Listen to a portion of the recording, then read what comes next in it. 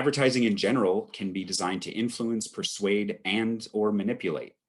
And advertising can often be deceptive and misleading, employing fallacies, which we learn about in chapter 12, and rhetorical ploys such as emotional appeals, hasty generalizations, faulty analogies, and fallacious appeals to popularity and authority. Not necessarily obliged to adhere to standards of objectivity, fairness, or reliability. So one way that advertisers have gotten around health claims and other regulations that we have about advertising is to employ what we'll call Weaslers. If you've seen a toothpaste commercial or any commercial advertising some product, they're usually able to frame things in just such a way to not have the government, check the claims that they're making, right? So advertisers are very good at that. Okay, so another example that, it's just so common is what we call weasel words. And these are words that appear in ads that evade the kind of straightforward claims that I was mentioning a few moments ago, where they can get around kind of making a scientific claim.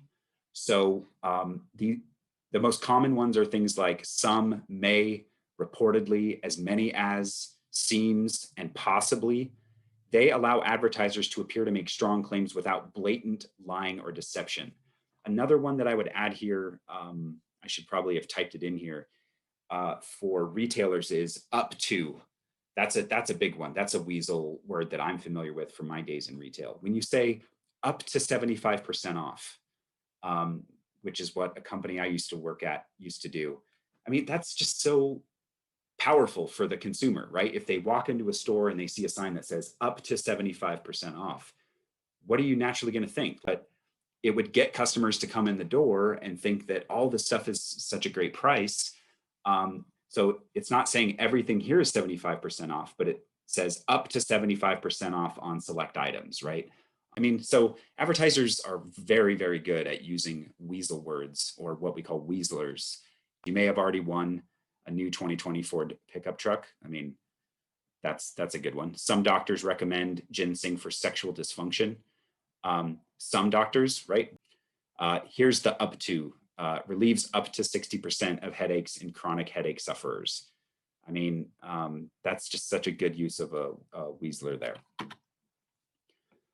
Ads also employ misleading comparisons all the time, right? Using comparisons that are deliberately vague or lacking in important contextual information.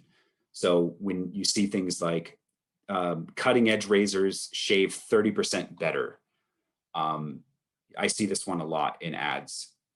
So the question is, 30% better than what, right? Big sale, Apple iPad for less than the suggested retail price. We don't have any contextual information to make a strong inference from that. Obviously, advertising isn't just trying to sell us products. It's also used heavily in politics, right? There's always been political ads in my lifetime for sure. But it's just become so grotesquely misleading, political ads. It's astonishing, especially when it involves manipulated videos, deep fakes. The scary music is often playing in the background. People's quotes are taken completely out of context. Manipulated videos have become the go-to tactic for political smearing, propaganda, and hatchet jobs, which, trying to take somebody down. So one of the big techniques is what's called splicing, where you're joining together audio sound bites or video footage to make it appear that someone said or did something that they didn't actually say or do, right?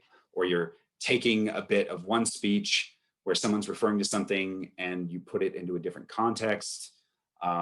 Or what is common is you'll just edit a speech down to make it seem like this person said this, and they've cut out some very important contextual words, right, to make the person look bad.